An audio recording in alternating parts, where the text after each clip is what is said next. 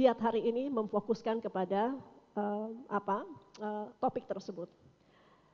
Di era digital, teknologi tidak boleh sekedar menjadi alat, dan prinsip data protection by design dan by default harus selalu kita implementasikan. Kita akan ke slide berikutnya untuk melihat dukungan atau apa-apa yang sudah dilakukan oleh Komdigi dalam implementasi PDP. Di era digital yang semakin maju, perlindungan data pribadi bukan hanya kebutuhan, tapi juga fundamental yang harus dijamin oleh negara.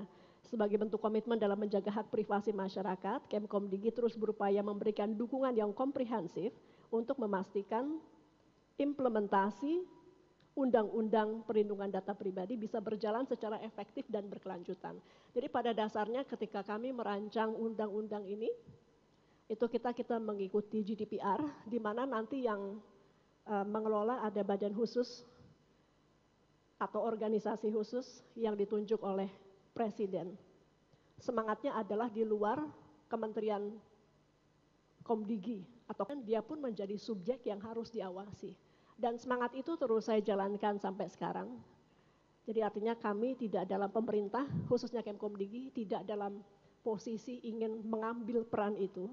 Kami yakin bahwa ini harus transparan, harus fair, dan sebaiknya tidak di bawah Kemkomdigi. Nah, undang-undang juga memberikan waktu 2 tahun kalau tidak salah, sejak diundangkan. Dan kita sudah lewatnya bulan Oktober waktu itu. Tapi memang ketika peralihan kepemimpinan, tiba-tiba sudah deadline, dan waktu itu fokus pemerintahan cukup banyak. Salah satunya tentu adalah perlindungan data pribadi, namun demikian kami intinya mohon waktu untuk kemudian bisa melahirkan Badan Perlindungan Data Pribadi, ataupun jadi badan ini bisa dibentuk baru, undang-undangnya menyatakan demikian, bisa yang existing kemudian ditunjuk oleh Presiden, gitu. Tapi tidak untuk Kementerian Komdigi. Meskipun di undang-undang boleh sih, tapi menterinya kayaknya kami udah cukup banyak PR deh. Silakan yang lain yang menjadi wasit untuk perlindungan data pribadi. Namun demikian sebelum badan organisasi yang nanti mengawasi praktek perlindungan data pribadi di Indonesia ditunjuk, kami saat ini, karena tentu undang-undangnya tetap harus dipatuhi dan dijalankan, jadi saat ini memang dilakukan oleh Kementerian Komdigi.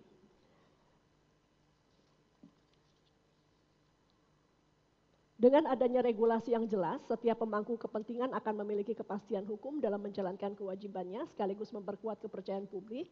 Regulasi yang baik harus didukung dengan pemahaman yang luas, karena itu juga dalam kerangka PDP ini tentu literasi termasuk giat seperti hari ini menjadi amat sangat penting.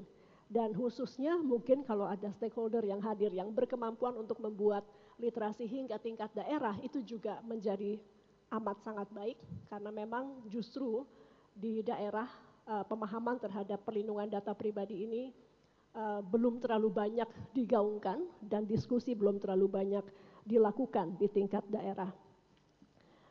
Kemkomdigi saat ini sekali lagi melakukan tugas perlindungan data pribadi, tapi kami berharap dalam waktu dekat ini bisa berpindah tugas dari Kemkomdigi kepada organisasi atau badan yang ditunjuk oleh Presiden nanti.